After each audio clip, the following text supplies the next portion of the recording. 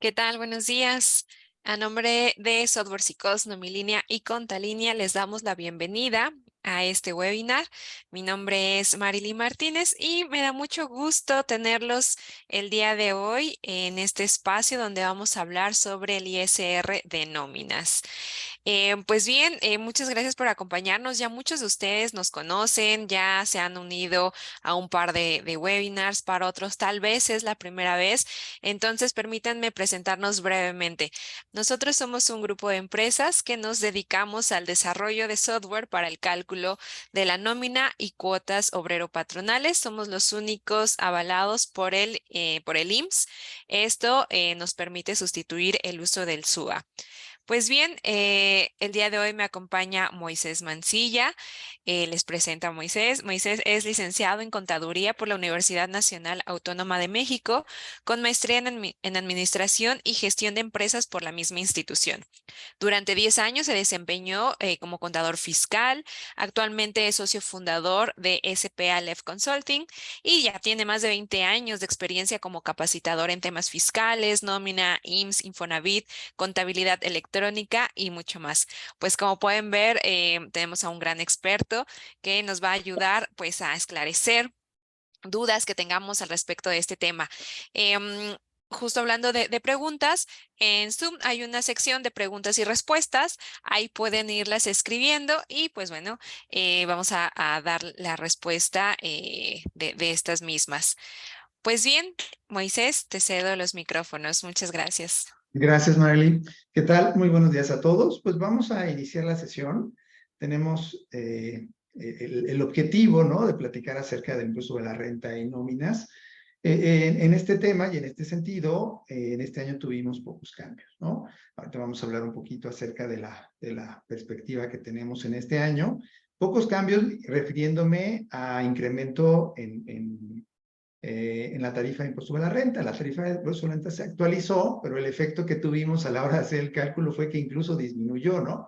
Entonces, ahorita vamos a hacer un breve repaso de estos cambios, ¿no? Y vamos a enfocarnos en impuestos sobre la renta. Antes de iniciar el tema, y también con la intención de hablar de los temas actuales, hay una reforma a la Ley Federal del Trabajo que está pendiente de aprobar, ¿no? Seguramente ya la habrán escuchado, que hace referencia a la reducción de la jornada laboral, ¿no? Esta reforma se quedó en iniciativa, pasó ya digamos que la primera etapa, pero por el término de la sesión ordinaria, pues ya no se pudo discutir. ¿Cuándo se va a retomar la reducción de la jornada laboral? Pues la tomaremos a partir de septiembre. La discusión, ¿no? No es un hecho de que se apruebe en septiembre, sino de que en septiembre otra vez se retoma el tema. Evidentemente hay oposición, ¿no?, del sector empresarial por la reducción de la jornada laboral. Y bueno, el comentario que les iba a hacer ahorita era en el sentido del antecedente y del ambiente de esta reforma, que no solamente se está implementando en nuestro país, ¿no? Los miembros de la OCDE han aceptado y han implementado las recomendaciones de esta institución para hacer reducciones de jornadas laborales. Precisamente apenas hace unos meses, en el mes de abril, se aprobó ya la reducción de la jornada laboral en Chile. También van sobre el objetivo ellos también de llegar a las 40 horas, como se está pretendiendo también en nuestro país. Entonces, digamos que no es una reforma aislada, es una reforma que trae una motivación y un trasfondo también internacional. Por ahí en la OCDE, estoy compartiendo la pantalla, hay análisis sobre horas trabajadas en diversos países y no sé si lo alcancen a ver porque viene muy pequeñita la letra, voy a tratar de darle zoom, pero México está en el primer lugar, bueno, en el lugar más alto, ¿no?, en cuestión de horas laboradas, ¿no? Este análisis evidentemente viene de hora, ¿no? Hora laborada, hora de entrada, hora de salida, ¿no? No tiene que ver todavía con indicadores de productividad laboral, ¿no? Pero si vemos aquí el contraste que tiene o el análisis que hizo la OCDE, pues ahí está México, ¿no?, en el primer lugar. quinto lugar estaba precisamente Chile. Chile ya se está bajando, está pasando de 45 a 40 y va a ir gradual, ¿no? Y por ahí podemos encontrar otros países, ¿no? Quizá también latinos, ¿no? Y otros que, bueno, ya fueron implementando estas reformas. Entonces, ¿a qué voy? Que no es ni siquiera una motivación política, no es una motivación estratégica, ¿no? Oye, van a hacer otra reforma laboral para quedar bien con nadie, ¿no? Sino es una cuestión que presiona y que es motivada, ¿no? Por tendencias laborales en Latinoamérica, que ya en el momento de hacer comparativos, ¿no? De a dónde me conviene invertir, si yo soy una empresa transnacional, pues tendrá también sus implicaciones. Estamos por ahí preparando una plática para ver las implicaciones que tendría esta reforma en caso de aprobarse y que, como estamos viendo, pues seguramente sí va a ser aprobada porque México no puede quedarse atrás en cuestión de reformas y de ambiente laboral, ¿no? Bueno, regreso entonces al tema de impuesto sobre la renta. Impuesto sobre la renta para 2023 se nos anunció que la reforma fiscal como tal no iba a llegar para este ejercicio, ¿no? Era una promesa incluso de campaña, ¿no? Del actual presidente, el no aumento de impuestos. Sin embargo, bueno, en los primeros años sí hubo algunos ajustes y para este año literalmente se anunció que no iba a haber ningún ajuste, motivado por una intención, ¿no? De empresas que tenían inversiones en Asia, de traer sus inversiones a nuestro país, ¿no? Dijo literalmente en su momento la pasada secretaria del SAT, que estaban buscando pues hacer más atractivo nuestro país para facilitar la llegada de estos inversionistas, y motivado de esto dijeron, bueno, pues no hay reforma, no va a haber reforma, no va a haber cambios en materia fiscal. Ley de impuesto sobre la renta no se tocó, no se tocó en ninguna actualización. Lo que sí tenemos, bueno, como todos los años, una miscelánea fiscal, unas reformas que son reglas, ¿no? De aplicación general, que, bueno, nos dan a conocer cambios, ¿no? O ajustes. Específicamente en el tema de nómina tuvimos impacto que no vino derivado de esta reforma, sino de la inflación, ¿no? El ambiente económico, la presión inflacionaria en nuestro país tiene impacto en algunos indicadores y estos indicadores afectan directamente cálculos de nómina. Para el 2023 se esperaba un incremento en la recaudación del 9.9%, ¿no? Y esto estaba basado en los ingresos tributarios. Si decimos que no hay reforma fiscal, pero sí esperan recaudar casi el 10% más, ¿no? El 10% más en total, pues estamos hablando de que por ahí debe haber algo oculto, ¿no? Un tema estratégico que las autoridades estaban tomando para ser más eficientes en recaudar un 10% más sin aumentar tasas, ¿no? Y esto seguramente ya lo hemos vivido en estos meses en los cuales pues nos han llegado muchas cartas de invitación. Precisamente esa línea tomó la autoridad, está haciendo una política de cumplimiento voluntario, ¿no? Nos llega una invitación, nos dice tienes un buzón un mensaje en tu buzón tributario, y abrimos el mensaje, y nos dice te invitamos, ¿no? Te invitamos a que te regularices tu situación fiscal. Ese documento no es un requerimiento formal, incluso trae información extraída de los CFDIs, ¿no? En el cual la autoridad pues tiene el acumulado del ISR retenido, extraído de los CFDIs, y lo compara contra lo que pagamos y nos dice, bueno, pues te estoy mandando ahí mi información, ¿no? Mi cruce, en el cual yo veo que tú tienes retenciones de 20,000 pesos y pagaste 18,000, ¿no? O pagaste 10,000, o pagaste menos, o pagaste más, no, curiosamente no. Si pagamos de más no nos dice nada el SAT, pero si pagamos menos, en las cartas de invitación sí viene, ¿no? Oye, pues en tal mes pagaste de menos, y nos deja a nuestro criterio, ¿no? A nuestra revisión, a nuestra conciencia, que nosotros vayamos a ese periodo y revisemos qué sucedió. Si tenemos soporte, ¿no? Si tenemos evidencia que acredita que lo que declaramos es correcto, pues lo dejamos así, y si no, bueno, de una vez podemos empezar a hacer nuestras complementarias, ¿no? Esa es la línea que está tomando la autoridad y que está haciéndolo mes con mes, ¿no? Hasta 3 invitaciones llegan por mes. En los meses siguientes pueden seguir llegando, ¿no? Nos pueden seguir invitando. La capacidad de revisión de la autoridad se está yendo entonces o se está enfocando ahora a los grandes contribuyentes, es decir, las auditorías. Conocemos, hay auditorías presenciales, también hay este tipo de auditorías que podríamos decir son electrónicas, ¿no? De cruce de información, esas son masivas. Ahora la revisión se estaba enfocando a los grandes contribuyentes. ¿Qué nos dijo la autoridad? Dice, bueno, pues tengo un padrón de grandes contribuyentes que son más de 11,000 empresas, y estas 11,000 empresas pues facturan más de 1,500 millones cada una, ¿no? Entonces, es muy probable que encuentre alguna omisión, algún criterio, ¿no? Que se aleja un poco de la ley y que yo pueda objetarle a algún contribuyente y que pueda recaudar más ahí, ¿no? Y escuchamos incluso desde el inicio del sexenio que había una especie de cacería de brujas de empresas grandes que se habían sido beneficiadas incluso desde sexenios anteriores con no pagar sus impuestos, ¿no? Y empezaron a perseguir algunas, a mandar en medios de comunicación algunos ejemplos, ¿no? O casos de tal empresa, de tal empresario que está recaudando, que se están poniendo al corriente. Esta es una línea que ya venía también de años anteriores, pero que ahorita se ha promovido, ¿no? Con la intención de decir, bueno, pues si ya están persiguiendo a una empresa de esa que gana mucho dinero y que han crecido, que pues a lo mejor es probable que también vengan a fiscalizarme a mí y me invitan a que me regularice, y también haciendo ver de que algunos acuerdos que pudiesen existir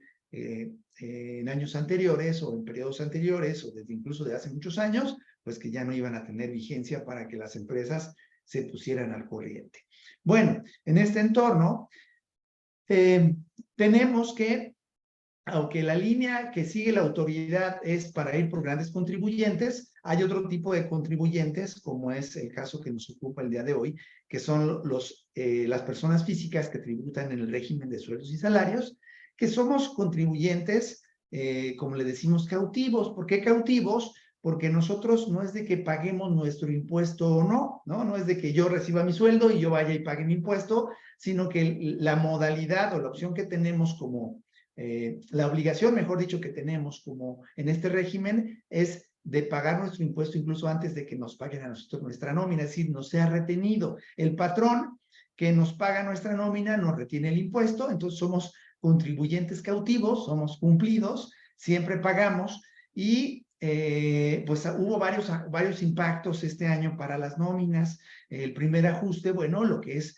el aumento en el salario mínimo, qué bueno que va de la mano también de una política de recuperación del salario, ¿no? Que sabíamos que es un tema todavía complicado, ¿no? Los efectos de, por un lado, la inflación sobre los precios y el salario que recibe un trabajador que recibe este salario mínimo, que no le alcanza, bueno, para cubrir sus necesidades básicas. Sin embargo, se ha buscado la recuperación. Se dio un 20% de incremento al salario mínimo. Tenemos el impacto de la inflación, que también venía alta, ¿no? Por ahí se estaba proyectando que incluso podía llegar a un 10%, finalmente quedó en 7.82% de inflación para el 2022, que tuvo una afectación directa sobre el valor de la UMA, unidad de medida actualizada, que bueno, a los que estamos en nóminas, pues nos interesa porque nos afecta en el tema del pago de contribuciones de seguridad social, ¿no? Lo que es la cuota fija, sobre el seguro de enfermedades y prestaciones sociales, ahí está, ¿no? Ahí está el incremento. Entonces ya tuvimos un impacto a la hora de pagar nuestras cuotas de seguridad social de todos los trabajadores. Tuvimos también la reforma del incremento en días de vacaciones, que si es cierto, beneficia a los trabajadores, al igual que la reducción de jornada laboral también es un tema de ajuste, ¿no? Del escenario, de la política laboral de nuestro país comparado con un entorno internacional, pero que bueno, también tiene una afectación directa sobre la integración del salario base de cotización para el IMSS, y que bueno, a estas alturas pues ya llevamos medio año, ¿no? Con este incremento.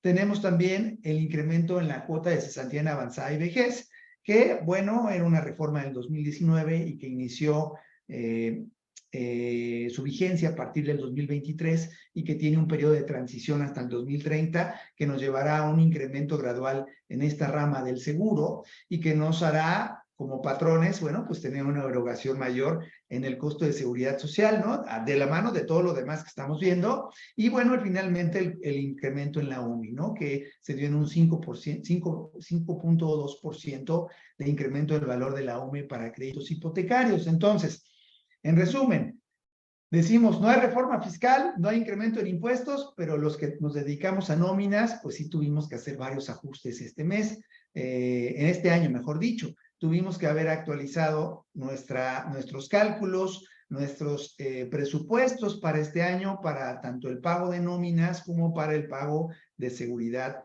social. Bien.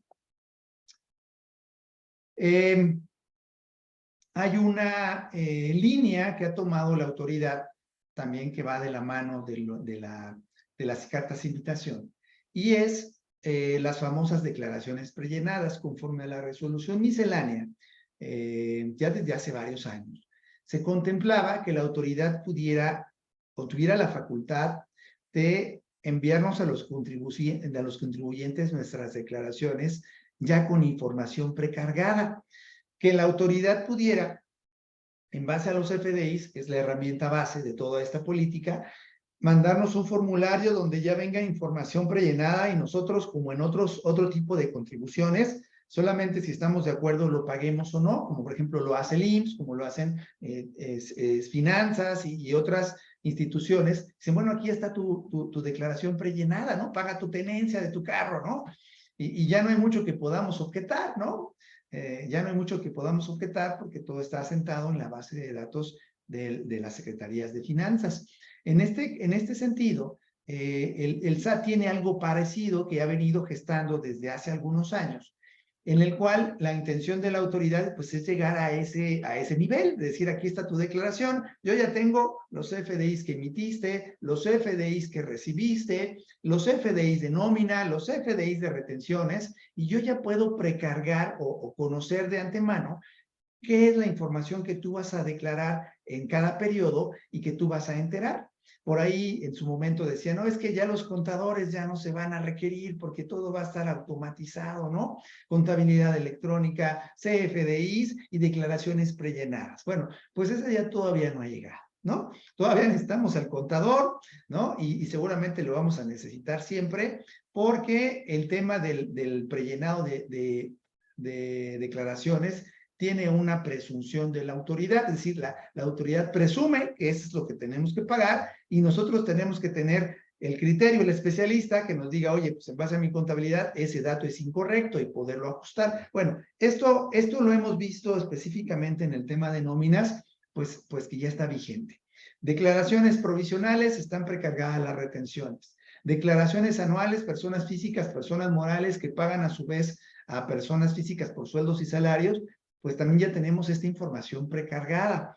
Tan es así que recomendamos, bueno, pues estar haciendo revisiones, digamos que una depuración de nuestros recibos de nómina cada mes a través de nuestras herramientas tecnológicas para saber que la información que está contenida en ellos es correcta, porque finalmente es la que va a tomar la autoridad como cierta. Oye, es que la autoridad dice que tengo que pagar 60,000 pesos y yo digo que son 55,000. Bueno, pues si hay un CFDI que se emitió de forma incorrecta, si hice una corrección, si hice una cancelación, si estoy timbrando nómina ordinaria y nómina extraordinaria, hay que validar que esta información sea, digamos, que cheque, ¿no?, lo que está en contabilidad, con lo que está en los recibos de nómina y con lo que está en el portal del SAT. Tenemos incluso ya aplicativos, ¿no?, los famosos visores de nómina, tanto para patrones como para trabajadores, para que incluso estos últimos también se den cuenta, ¿no? Tengan más acceso. De todas maneras, podían los trabajadores revisar la información contenida en sus FDI, si tenían su firma electrónica, su e-firma o su contraseña, podían descargar los recibos, hay obligación por parte del patrón de entregar el recibo, y el trabajador también puede ver, oye, bueno, pues cuánto me retuvieron esta quincena, esta semana, cuánto me retuvieron la anterior, porque esta semana me retuvieron 10 pesos más, 15 pesos menos. O sea, pueden también tener su voz, ¿no? La autoridad dijo, bueno, pues no hay mejor auditor que el trabajador, que en cuanto le lleguen 20 pesos menos, pues seguramente le va a pedir cuentas a su patrón de por qué ese ajuste y por qué le faltan sus 20 pesos, ¿no? Entonces, es un proceso pues ya prácticamente automatizado. CFDI, revisado por el trabajador, revisado por el patrón, revisado por la autoridad, prellenado en las declaraciones. La verdad es que se vuelve más complicado cada vez equivocarse, pero aún así puede haber detalles, ¿no? Que nosotros, si estamos operando nómina, pues tenemos que tener precaución. ¿En dónde pueden estar esos detalles? Yo puedo tener la mejor herramienta tecnológica para generar mis recibos de nómina. Es más, ya sé que llega la nómina, meto incidencias, le doy clic y mi nómina está lista, ¿no? Bueno, ahorita me fui a un ejemplo muy simple y de una nómina muy ordinaria, ¿no? Muy plana. Pero bueno, seguramente habrá casos en los que tengamos pagos adicionales, pagos que no son recurrentes, algún ingreso adicional para nuestros trabajadores. Y en este sentido, bueno, la función de la especialista en nóminas o de la persona que está timbrando en nóminas no solamente es dar clic, ¿no? A un software, a alguien que nos da una herramienta y que nos soluciona la vida, sino también tener conocimiento de las bases, ¿no? Los conceptos que integran la nómina y que en algún momento llega el trabajador y me dice, oye, mi aguinaldo es de 15 días, yo gano a la quincena tal y mi aguinaldo llegó por otra cantidad. ¿Por qué no me pagaste mi quincena completa de aguinaldo? Y nosotros tenemos que explicarle, bueno, mira, es que el aguinaldo tiene una parte exenta, una parte grabada, y sobre la parte grabada yo tengo que hacer una retención y no va a salir exactamente igual que tu quincena, ¿no? Pero ese tipo de explicaciones, o para llegar a ese tipo de explicaciones, pues tenemos que tener presentes los conceptos básicos de lo que son los ingresos grabados y exentos para impuesto de la renta, que ahí es donde muchos podemos tropezarnos, podemos confundirnos, incluso podemos mezclar exenciones de impuesto sobre la renta con las que, por ejemplo, contemple el IMSS o contribuciones locales y pensar que están homologadas y pues no siempre es así, ¿no? Por ejemplo, unos vales de despensa que yo entregué al trabajador tienen un tratamiento para impuesto sobre la renta que pondrán en su momento un tope y tienen otro tope para impuesto, para el IMSS, ¿no? Y podrá haber incluso algunas legislaciones locales que les den un tratamiento diferente. Entonces, un solo concepto puede tener diferentes tratamientos. Y si ya lo tenemos automatizado y le sabemos dar clic, pues a lo mejor no tenemos problemas si está bien configurado nuestro programa. Pero si tenemos ahí un cambio o una rotación de personal, o yo sabes que yo llevaba nóminas hace 15 años y ahorita me dieron la oportunidad, o estoy creciendo en la empresa y ahora me pasaron a nóminas, pues a lo mejor se me puede ir un concepto. Y ahorita muy brevemente lo que vamos a hacer es dar un repaso, ¿no? De todos los conceptos, las exenciones de impuestos sobre la renta para el correcto cálculo de ISR en las nóminas. Primer punto, nos dice el artículo 90 que todas las personas físicas están obligadas al pago de impuestos. ISR. En este artículo 90 se habla de ingresos en efectivo, bienes devengados a crédito y de cualquier otro tipo. En el caso específicamente de nóminas, la legislación laboral nos dice que el pago de la nómina debe ser ¿en qué? En efectivo, salvo consentimiento por parte del trabajador para recibir un depósito, una transferencia o un cheque, ¿no? Entonces, tiene que haber el consentimiento para que se cumpla esa excepción, ¿no? De otra forma, tendría que ser en efectivo. Ingresos en bienes, los trabajadores o el sueldo no se puede pagar en bienes, ¿no? No hay pago en especie. Hay algunas prestaciones que si son acorde a la naturaleza del trabajo y benefician al trabajador y su familia, se pueden prestar en especie. Pero el sueldo no se puede pagar en especie. Se tiene que pagar, ¿qué? Dijimos en moneda de curso legal. Ingresos por salarios devengados, bueno, aquí y a crédito, no, aquí no hay ningún diferimiento, ¿no? En el tema de ingresos de sueldos y salarios, no puedo devengar, no puedo dar a crédito en cuestión de el pago de nómina. Yo trabajé, tú me pagas, ¿no? Yo cuando acumulo el ingreso en el momento en que pagué. Oye, que la nómina, que el banco, que se está retrasando, que se cayó y que no está pasando la transferencia, bueno, yo tengo que prevenir, ¿no? Depositar 1, 2 o hasta 3 días antes para que cuando se venza o cuando sea el acuerdo de pago, esté el pago de nómina. Aquí no aplica el de pago después porque el banco se cayó, ¿no? Aquí hay que ser muy precisos. Y si fuese el caso, bueno, ya tendríamos una responsabilidad como patrones que incluso podría derivar en una rescisión de la relación laboral con responsabilidad para el patrón. Y en caso de que decir, bueno, soy comprensivo y no pasó mi depósito hoy, pasa mañana, bueno, considerar que si pasó el pago al día siguiente, acumula, y es, por ejemplo, un fin de mes, acumula en el mes en el que esté pagado, ¿no? O sea, dinero pagado, dinero acumulado a la nómina. Y incluso el artículo 90 dice de cualquier otro tipo.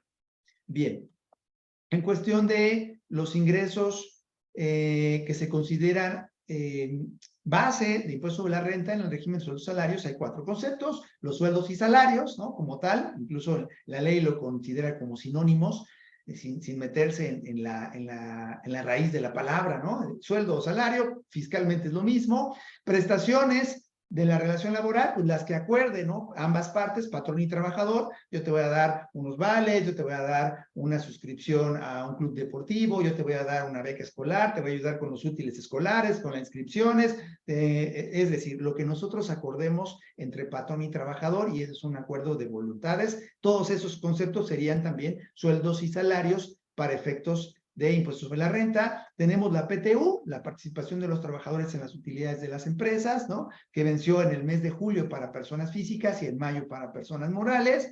Y los pagos o los ingresos que recibe el trabajador por concepto de terminación, ¿no? La remuneración que recibe el trabajador por la terminación de la relación laboral, ¿no? Los conceptos que conforme a la ley le correspondan.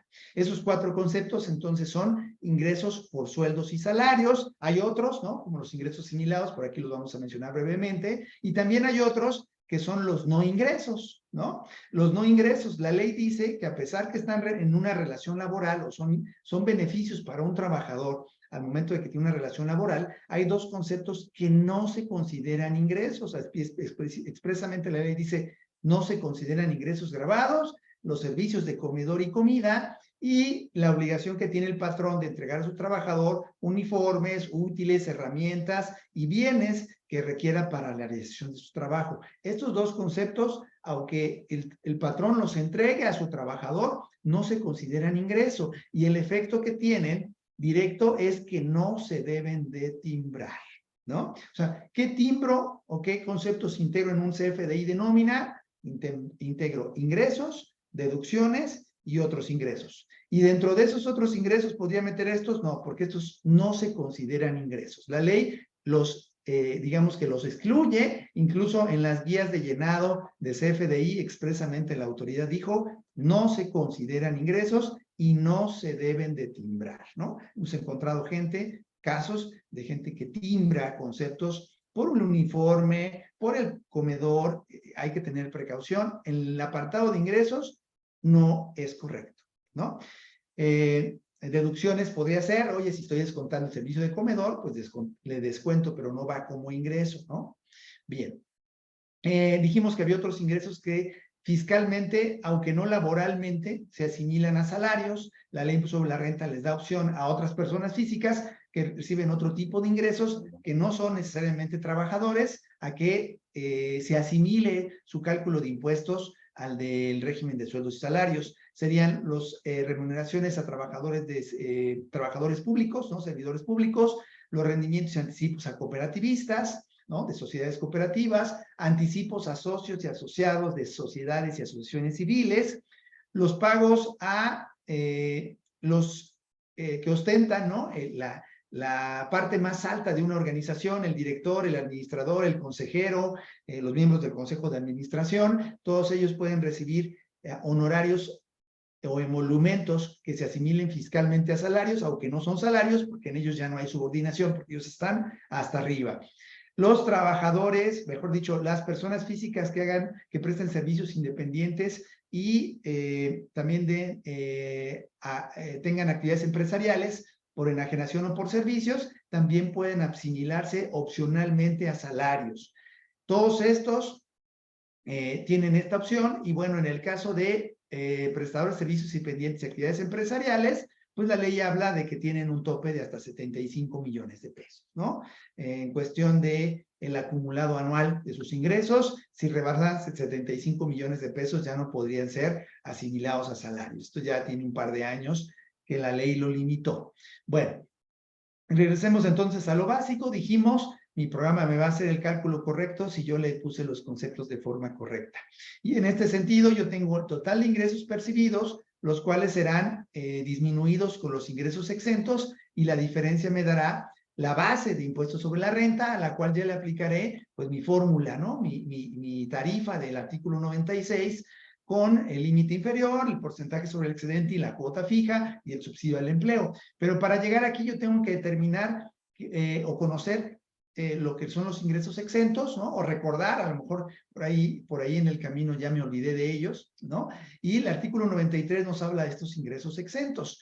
Primeramente, para lo que son trabajadores de salario mínimo, un trabajador de salario mínimo, aparte de que no recibe retención, no es sujeta de retención de ISR, la ley dice no se le va a hacer retención de ISR, tendrá también prestaciones, y las prestaciones, si son acorde a los topes y a los límites que habla la Ley Federal del Trabajo en cuestión de prestaciones, sus 15 días de aguinaldo, ahora sus 12 días de vacaciones, la prima que corresponde, etcétera, todas las prestaciones mínimas de ley, dice que correspondan a estos topes, estarán exentos. Si excediesen, ¿no?, en mucho los límites de ley, pues entonces estarían gravados. En las horas extras, las primeras 9 horas extras se considerarían exentas, el excedente estaría gravado, trabajo en días de descanso sin disfrutar en otra sustitución, también estaríamos hablando de que si es conforme a la ley, se consideraría exento, y si hubiese algún excedente estaría gravado, ¿no? En estas dos últimas, días de descanso y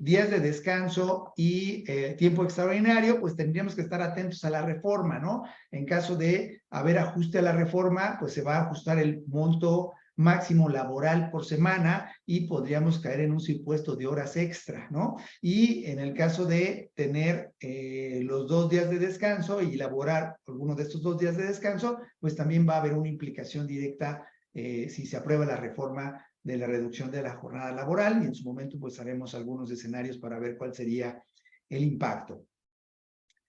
Todos los demás trabajadores, es decir, los que ganan más de un salario mínimo, se apegarán a las siguientes reglas. Por aquí hay una pregunta, la pueden hacer, el chat está abierto si tienen alguna duda para irles respondiendo. María Guadalupe, adelante con tu pregunta. Bien, en lo que la escribes, yo sigo avanzando.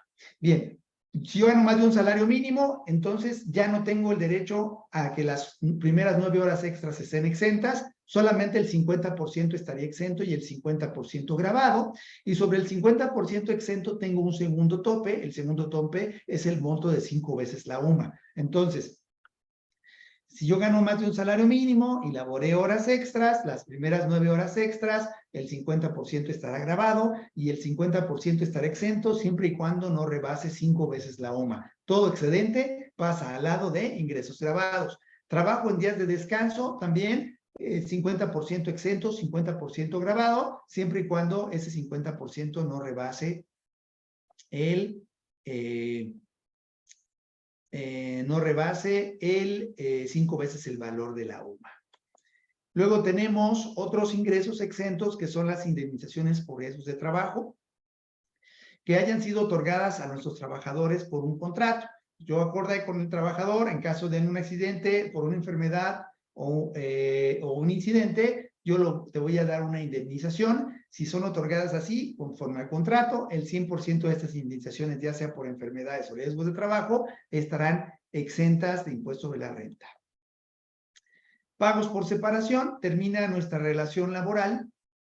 Nosotros iniciamos un periodo ya, digamos que de jubilación, de retiro, y en este entorno los ingresos que recibimos también tienen un monto exento, ¿no? 15 veces el valor de la UMA para ingresos por jubilación, pensiones, haberes de retiro y pensiones vitalicias.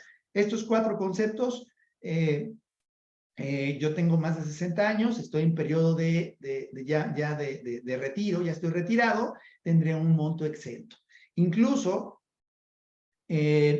por ahí hay quienes hicieron estrategias para darle a un chico de 26 años un pago por anticipo de su retiro y manejar la misma exención. Escenarios que a lo mejor llegamos a escuchar, que tenemos que tener mucho cuidado porque no estaban del todo fundamentados, o que el que lo estaba fundamentando pues era una empresa de outsourcing que tenía un despacho ahí de abogados y que se iban a pelear con la autoridad para no pagar esa retención, pero cuidado con utilizarla nosotros si no tenemos el soporte debido, ¿no? Y entendiendo que la naturaleza del pago es cuando el trabajador ya terminó su relación laboral. Y esta extensión de 15 veces la UMA, que debe ser como $500,000 más o menos, $500,000 en un año, que es muy atractiva, decir, bueno, $500,000 puedo percibir sin estar estando exento de impuestos, pues se volvía atractiva para arriesgarse a utilizarla. Ahora, pues yo lo recomiendo que lo hagan con mucho cuidado.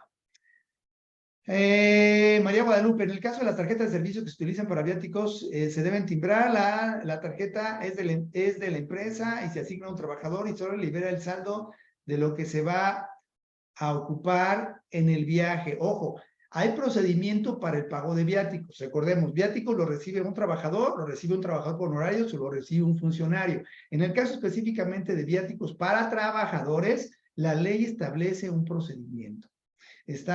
Ahorita más adelante lo vamos a platicar muy brevemente, pero nos habla de una entrega de viáticos que se pueden regresar. O sea, no importa ahí que yo la regrese, que yo utilice solamente una cantidad, específicamente los viáticos sí están regulados por la autoridad. Entiendo que hay monederos o hay empresas que nos dan solución para el manejo de viáticos. Yo les recomiendo que, bueno, hay que analizar la obligación que tenemos como patrón, y específicamente en el régimen de sueldos y salarios se maneja el CFDI. Hay una informativa de viáticos entregados que se declara en el mes de febrero. En el caso yo, por ejemplo, que no hubiese timbrado esos recibos, pues tendría que estar presentando por lo menos la informativa para respaldarme, pero al menos desde mi perspectiva tendríamos que usar el CFDI, ¿no? Digamos que sería la recomendación, CFDI. Si son terceros que no son, que no hay relación laboral, sí podríamos, digamos que utilizar esos monederos, pero también tienes que ir a miscelánea para ver las obligaciones que tienen ambas partes. O sea, no es de que, pues como no soy trabajador y no tienes que timbrar, no hay obligaciones, sí hay requisitos para estos gastos por cuenta de terceros y están en miscelánea. Bien. Bien. Cuestión de reembolsos de gastos. Hay reembolsos de gastos médicos, gastos dentales, gastos hospitalarios, incluso gastos de funeral, que si están otorgados a través del contrato, también están exentos y aquí no hay tope. Yo tendría que nada más guardar un respaldo. Oye, pues le estoy reembolsando su dentista, pues tráeme la nota, el recibo de honorarios, ¿no? Del dentista para acreditar que lo que yo te entregué, pues está apegado tiene un respaldo, ¿no? Una evidencia. En cuestión de entrega de aportaciones y rendimientos de la subcuenta de vivienda, ISSSTE, también para Fuerzas Armadas, Ejército, estas aportaciones y rendimientos también están exentos al 100%, ¿no? Lo que son los ingresos por casa habitación proporcionadas a los patrones, a los trabajadores por parte de los patrones, en caso de que estemos en ese supuesto, también ese beneficio se consideraría exento al 100%. Las cuotas obreras de seguridad social pagadas por los patrones, tenemos cuota patronal, cuota obrera. Si el patrón dice, bueno, yo cubro ambas, ese beneficio a favor del trabajador no generaría impuestos, sería un ingreso exento. Los ingresos que provengan de cajas de ahorro, o fondos de ahorro que cumplan los requisitos de la ley de impuestos sobre la renta para deducción, también estarían exentos. Es decir, si yo ahorré como trabajador 1,000 pesos y mi patrón puso otros 1,000 pesos, esos 1,000 pesos que puso el patrón estarían exentos. Para eso hay que cumplir los requisitos para fondos de ahorro. El monto del patrón tiene que ser igual. El monto que aporta el patrón tiene que ser igual al monto que ahorró el trabajador. La aportación del patrón debe ser igual o menor al 13% del salario del trabajador y no puede rebasar más de 1.3 veces el valor de la UMA actual. Además, este recurso que se vaya generando por el ahorro de los trabajadores no debe se debe de invertir en un fondo fijo, seguro, básicamente son CETES. Si el trabajador, y se debe de poner a disposición de los trabajadores para obtener préstamos. Estos préstamos no pueden exceder el monto de que el trabajador tiene acumulado, o sea, lo que ya ahorré. Yo tengo 6 meses, ya ahorré 6,000 y mi patrón puso otros 6,000, entonces yo tengo 12,000, mi préstamo no puede rebasar 12,000, yo voy a pagar mi préstamo y una vez que pagué mi préstamo, tienen que pasar 6 meses para que vuelva a pedir otro préstamo. Básicamente, se puede retirar una vez un préstamo y en algunos casos podrían ser dos, pero un préstamo y luego el retiro al final del año, ¿no? Básicamente 2 retiros al año, que también eso checa con lo que dice el IMSS. Termina la relación laboral por decisión de alguna de las partes, las primas de antigüedad, retiro, indemnizaciones y otros pagos que se realizan al momento de la separación, también tienen una exención de 90 veces el valor de la UMA por cada año que el trabajador tuvo de antigüedad conmigo. Si tuvo más de 6 meses, pues se consideran una exención completa y sobre el excedente se paga impuestos sobre la renta. Las prestaciones, digamos, mínimas de ley, gratificación anual, prima vacacional, PTU y dominical, estas, bueno, tienen un monto exento. En cuestión de, bueno, son las más conocidas, ¿no? Del aguinaldo son 30 veces el valor de la UMA, prima vacacional 15 veces el valor de la UMA, la PTU 15 UMAs y la prima dominical 1 UMA por cada domingo laborado. Viáticos, llegamos al punto que nos preguntaban. Los viáticos, siempre y cuando sean comprobados, ¿no? Con CFDIs, ¿no? A favor del patrón, el que está haciendo en beneficio de quien se hizo el viaje o el que el trabajador realizó, se trasladó de su lugar de trabajo, estarán exentos para el trabajador siempre y cuando cumpla ese requisito, que tenga comprobante fiscal. Si no tiene comprobante fiscal, estarían gravados.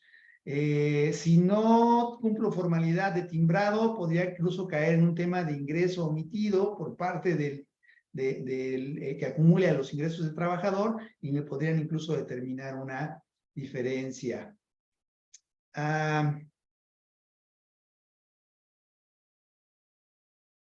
A ver, dice Leonardo, existe una disyuntiva entre la ley del trabajo y el ISR, ya que las personas que ganan el salario mínimo no se debe de retener. Sin embargo, el total de sus ingresos mensuales, de acuerdo a las tarifas de ISR, me indica que corresponde a un cálculo de retención. Sí, efectivamente, Leonardo, aplicar tabla de, creo que viene en la presentación en las últimas láminas, te sale una retención.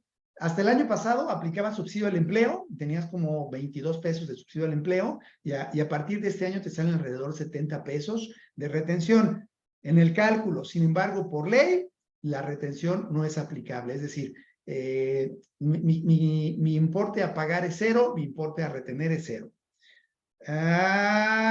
Los intereses del fondo de ahorro son deducibles. Son ingresos exentos, pero deducibles ¿para quién? El fondo de ahorro es un ingreso de los trabajadores.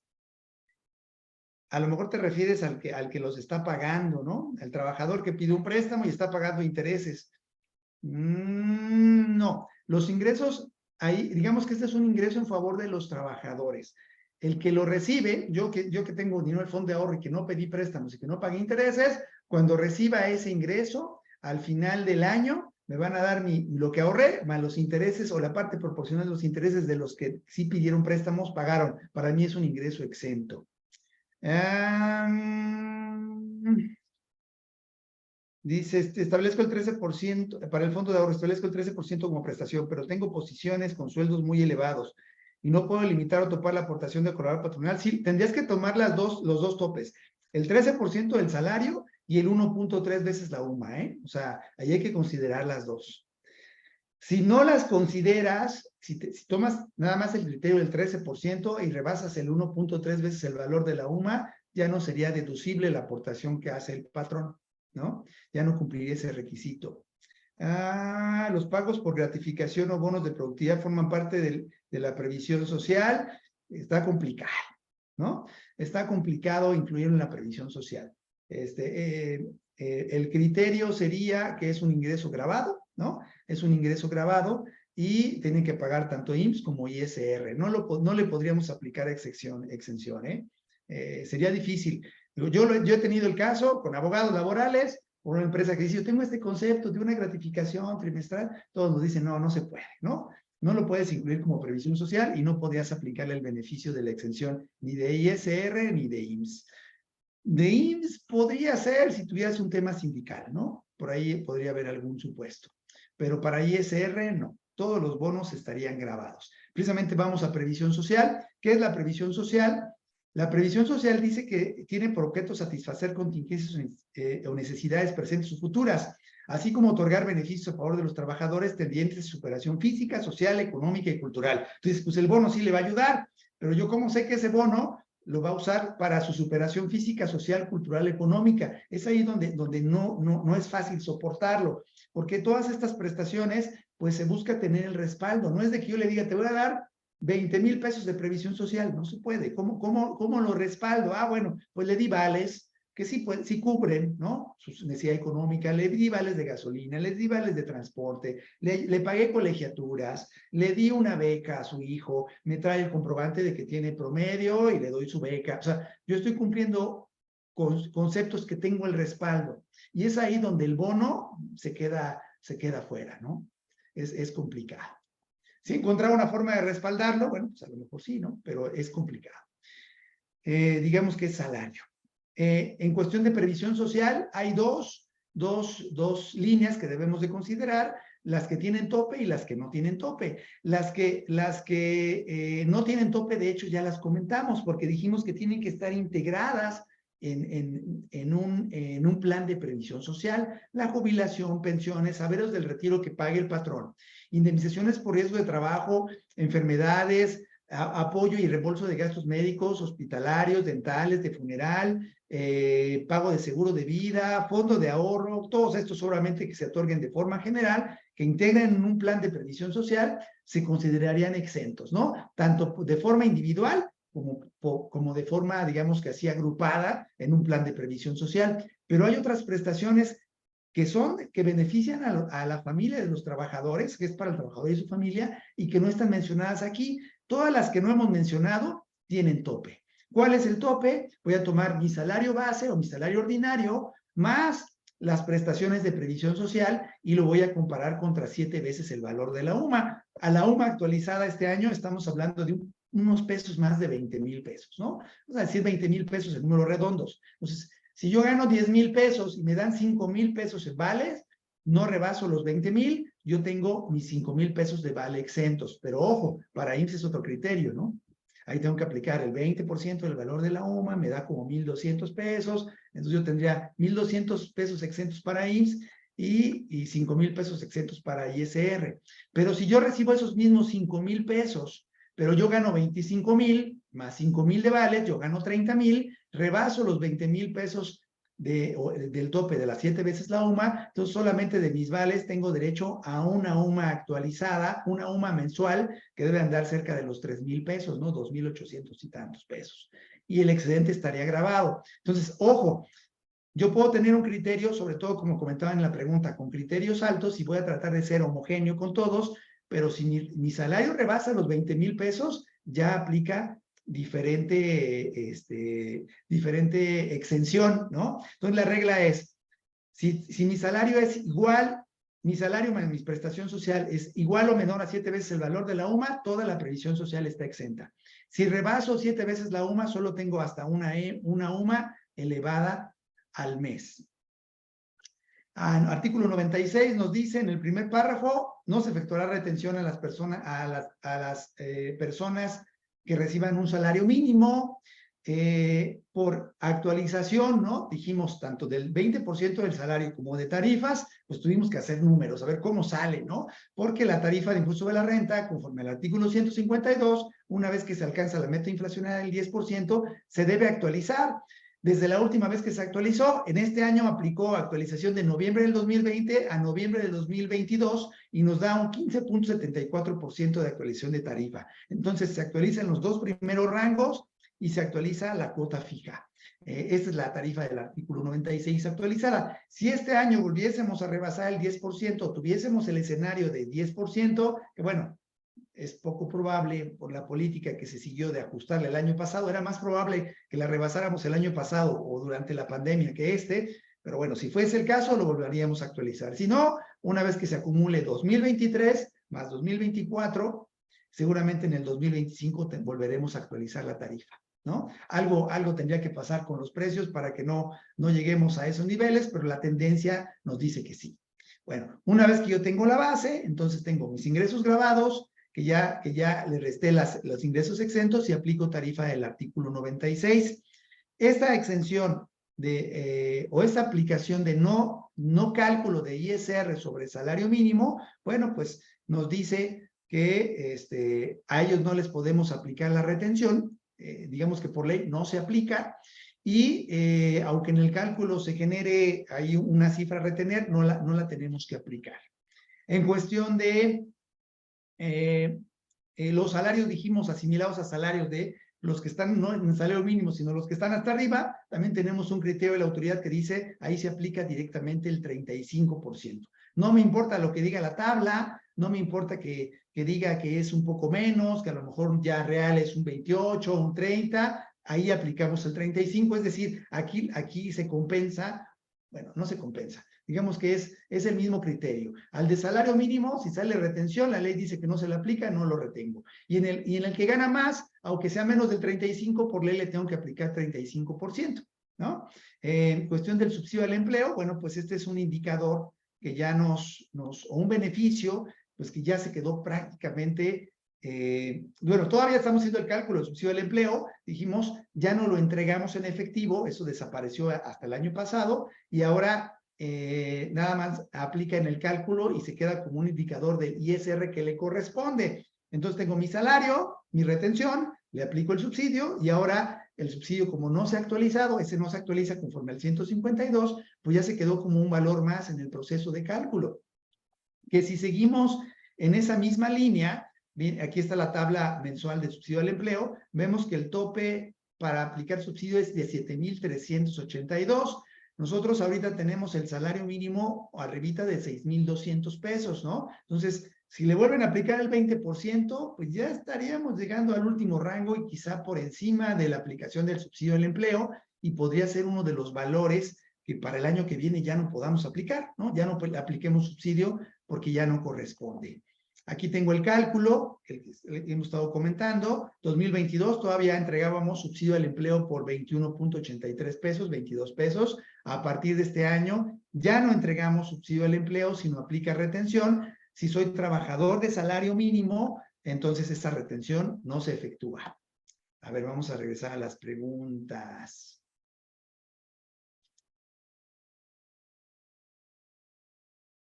Pregunta Juan José. Hola, para efectos de regularizar los vales de despensa que se proporcionan a un trabajador, ¿es factible timbrar solo ese concepto en un CFDI por los periodos que recibió ese beneficio? Te haces referencia a timbrarlo por separado. Pues yo creo que sí podría ser una opción. Pero, finalmente, aunque yo divida un concepto, tengo que hacer el cálculo en su conjunto, ¿no? Entonces, si tienes trabajadores que ganan el mismo salario y no rebasan 20,000 pesos, a lo mejor lo veo viable, ¿eh? A lo mejor lo veo viable, porque mi obligación es, recordemos que tenemos nóminas ordinarias extraordinarias. La facilidad que nos da el SAT, a lo mejor lo que podrías hacer sería timbrar un recibo mensual, ¿no? Si quieres regularizar, a lo mejor me iría por esa. Cancelar recibos y irme a la opción del timbrado mensual, podría ser. Recordemos que tenemos la opción de timbrar los ingresos de forma mensual. Ya en el peor de los casos, pues en lugar de timbrar 52 semanas, timbro 12 meses, ¿no? Podría ser. Confirmando tu respuesta respecto al FA. Quiero entender que para respetar la deducibilidad, fondo de ahorro. Quiero entender que para respetar la deducibilidad para la empresa y no gravar al colaborador, no se debe exceder el valor de la UMA y ese es el valor de la UMA y tienes que tomar también el criterio del 13% del salario. Son los dos, Jesús. 1.3 veces del valor de la UMA y el 13% del salario. O sea, tienes que considerar los dos, ver cuál está más abajo y ese es tu tope, ¿no? O sea, el que dices que es correcto, pero hay que ver el 13% del salario del trabajador. Los pagos por bonos de productividad, si no entran en previsión social, ¿qué porcentaje es deducible? Los pagos, perdón, se me movió el chat. Para la empresa, todo el bono de productividad es deducible, ¿no? Si yo ya lo timbré, ya calculé la retención, y ya lo pagué, todo es deducible. Ojo, con la parte exenta, hay otro tema que hoy ya no vamos a poder ver, con la parte exenta de todos los conceptos que estamos diciendo aquí, no todo lo puede deducir el patrón, ¿no? Ahí aplica la regla del 47 o 53%. Si las prestaciones se mantuvieron, deduzco el 53. Si las prestaciones bajaron respecto de un año a otro, solo puedo deducir el 47. Pero en el caso específicamente del bono, digamos que ese es lo que le queda de consuelo al patrón. Es bueno, pues le retuve al trabajador, pero todo lo puedo deducir. Una tarjeta de regalo que se otorga de manera general se debe reflejar en el CFDI, pues ese lo podríamos meter en previsión social y se tendría que timbrar. Recordemos que en la primera lámina, donde hablamos del artículo 90, dice efectivo, bienes, crédito, devengados y cualquier otro, y ahí entrarían regalos, o sea, todo es ingreso. ¿Qué tal? Por el COVID tenemos un apoyo al home office, el cual se daba de forma generalizada a todos los trabajos de nivel personal del almacén. Lo registramos en otros pagos. Mi duda, es, ¿estamos manejando de forma correcta el concepto de empleados de almacén o ellos deberían de manejar en algún otro? Bueno, para los empleados de almacén, pues no aplicaría el home office, ¿no? Y recuerda que incluso ya se publicó la NOM, ¿no? Ya viene la NOM, también hay que cumplir esos requisitos y esos trabajadores no van a poder checar con lo que dice la NOM. El de otros ingresos es un apartado en el CFDI que nos permite precisamente incluir ese tipo de partidas, pero para ellos no les es aplicable, ¿eh? Yo creo que ahí tendrías que hacer una corrección, decir, sí se lo doy, o sea, le doy este beneficio, digamos que los nivelo, pero yo lo mandaría a ingresos grabados, ¿no? Ingresos grabados. Ahora, como tal, el apoyo para home office entraría en previsión social, porque es para el trabajador y su familia, y recordemos que en algún momento se dio el entorno en el que no podíamos trabajar. Bueno, ahí hay todavía varios aspectos a considerar, ¿no? Habrá que ver qué respaldo tienes y si estás cumpliendo los requisitos. Pero en algún momento, cuando por pandemia no pudimos trabajar y mandamos todos a casa, dijimos, bueno, ¿qué vamos a hacer, no? Si el trabajador puede elaborar desde su casa, pues bien, es nómina. Pero si no puede elaborar, ¿qué hacemos? El de almacén, ¿cómo le timbro su nómina si no está aquí? Pues ahí sería un ingreso exento y sería previsión social. Le estoy dando un apoyo por pandemia, ¿no? O sea, habrá que ver exactamente el respaldo que tengas de tus conceptos. No hay, digamos, no hay una fórmula general. Sí hay una disposición, pero hay que ver si todo lo que yo estoy aplicando o lo que yo estoy utilizando se apega a lo que dice la disposición. Y si no tengo soporte, me salgo de otros ingresos y me voy a ingresos grabados y me olvido de tener alguna diferencia después. A fin de año damos tarjetas de regalo. Pues sí, sí, estrictamente sí. Y cuidado con las tarjetas de regalo. Las tarjetas de regalo y en general los monederos electrónicos son actividades vulnerables susceptibles de lavado de dinero, ¿no? Entonces igual el manejo, no digo que no se pueda hacer, digo que el manejo tiene que tener su cuidado, ¿no? Yo tengo una empresa y tengo aquí, doy regalos a todos mis amigos, pues se está entendiendo que puede ser que estoy también lavando dinero. Cuidado con eso, ¿no? Bien, o sea, sí se puede hacer, pero hay que tener cuidado con el manejo. Bien, y respecto a lo que digo de timbrar, pues si son trabajadores, sí, tendríamos que timbrarlos. Incluso con eso ya me estoy saliendo un poquito del tema del lavado de dinero.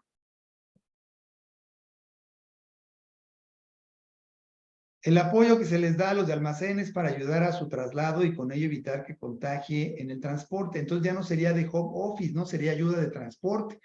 Y hay en reglamento de impuesto sobre la renta, creo que está mencionada la ayuda de transporte como una previsión social. Entonces sí sería previsión social, ¿no? Y entraría al tope. Entonces, por eso les decía, hay que ver cada concepto, ¿no? Yo le diría ayuda de transporte, me voy incluso al reglamento de impuesto sobre la renta y ahí está mencionado como previsión social. Entonces nada más veo que cumpla requisitos y ya, ¿no? De forma general, para todos, etcétera, ¿no? Bien. Ok. Bien, pues estamos en tiempo ya de concluir la sesión, ¿no? Les agradezco su participación, hubo muchas preguntas. El transporte nos está quedando un poquito corto, digo, perdón, la pregunta que se hizo aquí, el tiempo nos está quedando un poquito corto para terminar la presentación, pero creo que cumplimos al menos saber todos los conceptos, ¿no? A todos los conceptos, por aquí les iba a hacer algunos comentarios sobre los cálculos, ¿no? La opción de aplicar reglamento, la opción de aplicar el cálculo de ISR para pagos por separación, ¿no? O el reglamento para pagos que se hacen una vez al año y que tenemos la opción de hacerlo o no. Nos preguntan, ¿la ayuda para transporte sí entraría en el salario de integrado? Sí. Y si se queda grabada la sesión, eso sí lo desconozco, ahorita nos informan, pero bueno, para respetar los tiempos, ¿no? De todos y cumplir el horario, pues creo que alcanzamos al menos la meta y la expectativa, espero, de ver los conceptos exentos de ISR. Están en la ley, bueno, digamos que están ahí, cada quien tendrá que revisar los conceptos que está timbrando y ver si estamos cumpliendo lo que dice la ley, básicamente, y si hay duda, pues darle otro análisis para no caer en un incumplimiento. Ojo, como está todo timbrado, ahora sí es viable que la autoridad detecte que tenemos inconsistencias, incluso el IMSS, ¿eh? Por ahí nos mandaron hace un par de meses invitaciones, la Secretaría de Finanzas en Ciudad de México, basada en salario base de cotización del IMSS. Claro, estaban mal sus invitaciones, ni le hicimos caso porque estaban de forma incorrecta, pero nos damos cuenta cómo las autoridades ya están haciendo ese cruce de información. Pues, oye, si el IMSS tiene convenio de colaboración con del SAT desde el 2017 y en algunos casos el portal del IMSS ya extrae información directamente de RFC, entonces es viable que tengan los montos de nómina y es viable que puedan hacer una revisión de integración de salarios. Lo mismo en cuestión de que el salario corresponda al que está en el SAT con el que está en el IMSS. Entonces, mucho cuidado con eso, ¿no? En este entorno podemos ver de repente ese tipo ya de cosas, ¿no? A nivel de autoridad y de fiscalización sobre los contribuyentes. Bien, pues de mi parte, bueno, sería todo. De mi parte sería todo, pues les agradezco su participación y su confianza y esperemos vernos en otra ocasión, ¿no? En alguna de estas sesiones. A nombre de CICO, yo les agradezco y bueno, cedo el micrófono. Muchas gracias, Moisés. Gracias a todos por acompañarnos. Sí, efectivamente les vamos a compartir el material y también los invitamos a que posterior visiten el Instituto SICOS, donde subiremos la grabación. Pues esperamos verlos en próximos espacios como estos. Síganos en redes sociales para estar al pendiente de las fechas. Muchas gracias a todos y que tengan un excelente día.